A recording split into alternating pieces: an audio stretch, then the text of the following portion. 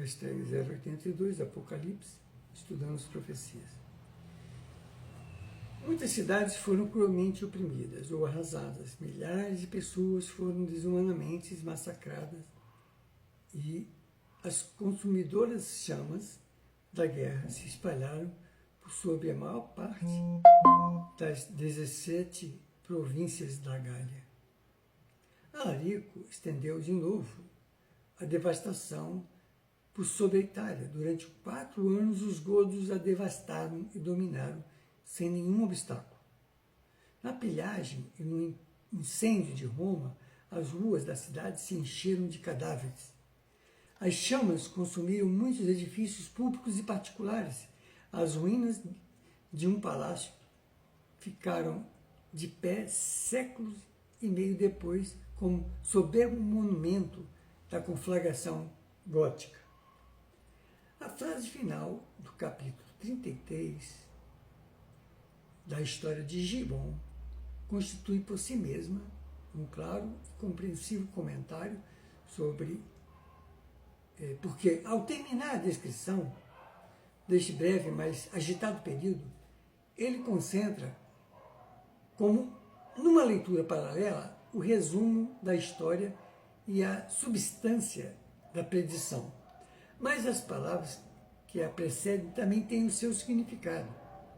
A devoção pública daquele tempo estava impaciente por exaltar os santos mártires da Igreja Católica sobre os altares de Diana e de Hércules.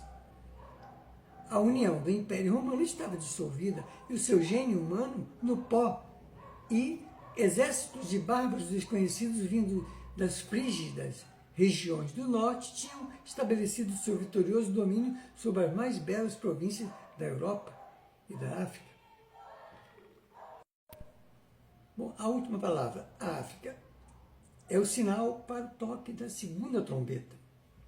Muda-se a cena das praias do Báltico para a costa meridional do Mediterrâneo ou das frígidas regiões do norte para o litoral da África, adusta, que significa em latim África queimada, ou queimado. Seus adversários estão reunidos para arrasar. Em vez de uma tempestade de saraiva lançada na terra, um monte de fogo ardente foi lançado no mar.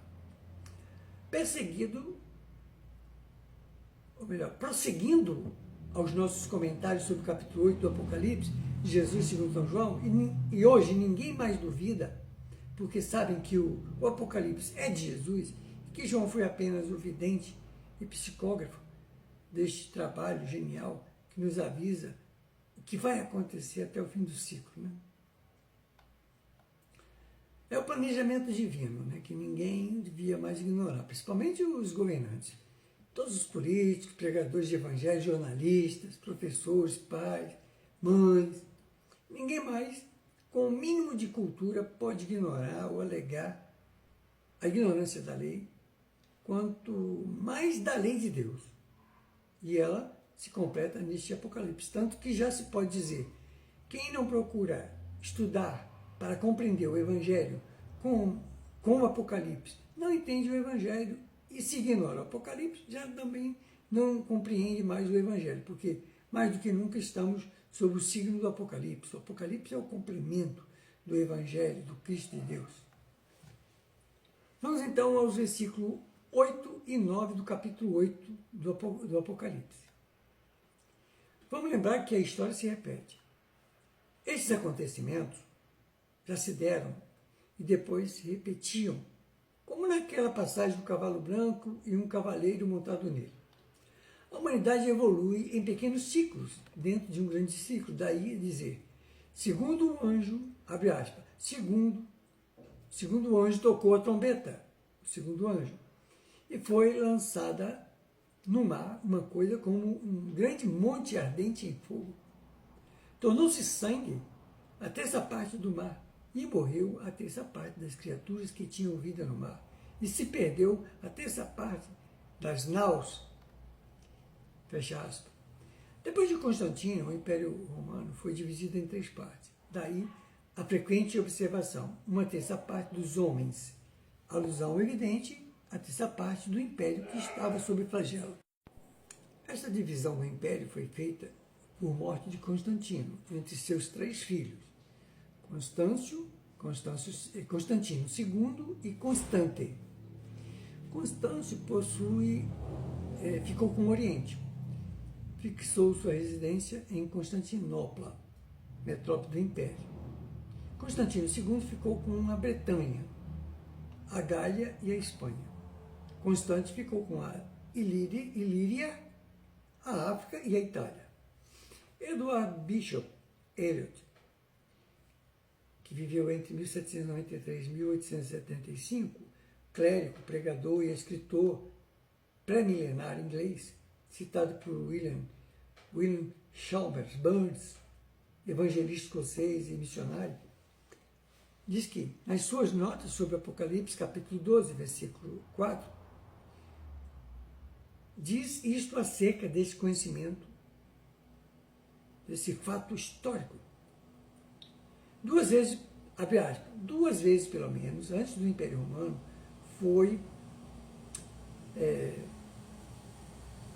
dele ficar dividido permanentemente em 2 partes, oriental e ocidental, houve uma divisão tripartida do Império.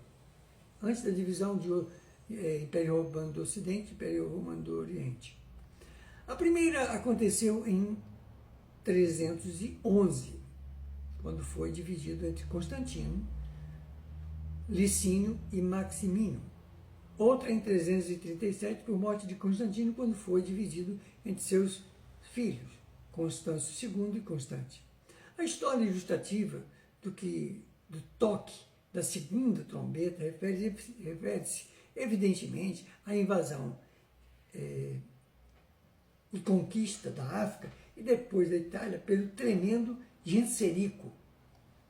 Suas conquistas foram, na maior parte, navais, pelos triunfos, abre aspas, como se fosse lançada no mar uma coisa como um grande monte ardente em fogo, fecha aspas. Por quê?